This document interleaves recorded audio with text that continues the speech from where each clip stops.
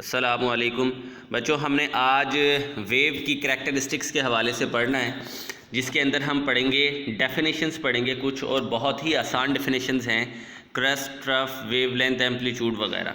आपके सामने सबसे पहले यहाँ पर सबसे पहली डेफिनेशन जो लिखी हुई है वो लिखी हुई है क्रस्ट क्या होता है।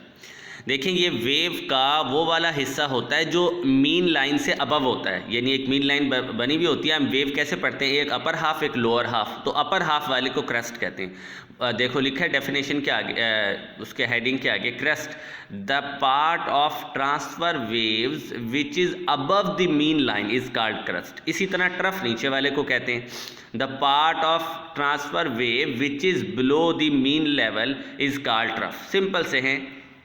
वेवलेंथ किसे कहते हैं, इन दोनों की लेंथ को। The distance between two consecutive crest और two consecutive trough denoted by the Greek letter lambda is wavelength. Wavelength क्या होती है,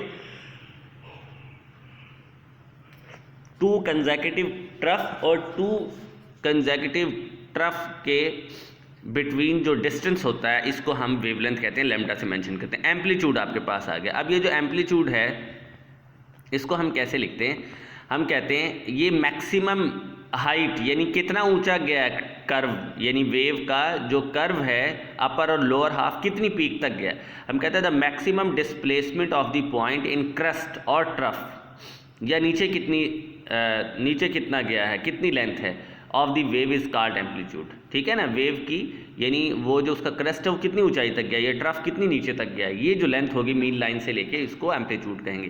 time period, the time for which wave travel a distance of wavelength, यानी wavelength जितना distance travel करने में कितना time लगेगा, वेवलेंथ जितना डिस्टेंस कवर करने के लिए कितना टाइम लगेगा, इसको हम क्या बोलते हैं भाई, इसको हम टाइम पीरियड बोलते हैं।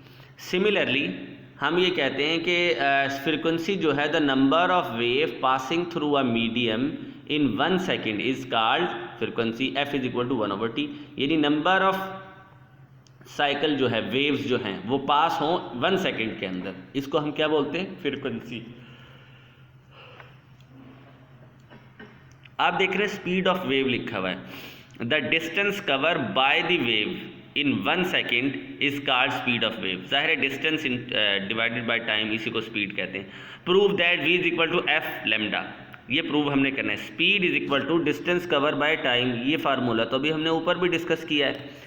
तो यहाँ पे जो टाइम है 1/t, इसको तो हम f कहते हैं, तो और distance cover by the wave उसको लैम्डा कहते हैं। तो हमारे पास फिर क्या बनेगा, इसको हम यूँ लिख सकते हैं, यानी speed of wave is equal to distance cover by wave divide by time interval.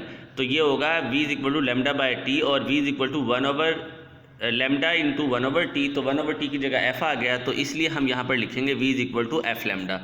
और ये जो फेस एंगल ऑफ वेव, इसको आपने याद रख लेना है, phi is equal to 2πx divided by lambda, यानी 2πx जो है ये हमारे पास वो ये भी डिस्टेंस कवर है, और लैम्डा ऑब्वियसली ये वेव का वही डिस्टेंस कवर बाय वेव होता है। तो ये हमारे कुछ डेफिनेशंस थी, ये आपने याद करनी है। अगली वीडियो में हम इंशाल्लाह लॉन्ग क्वेश्चन को पढ़ेंगे। अल्लाह हाफिज़।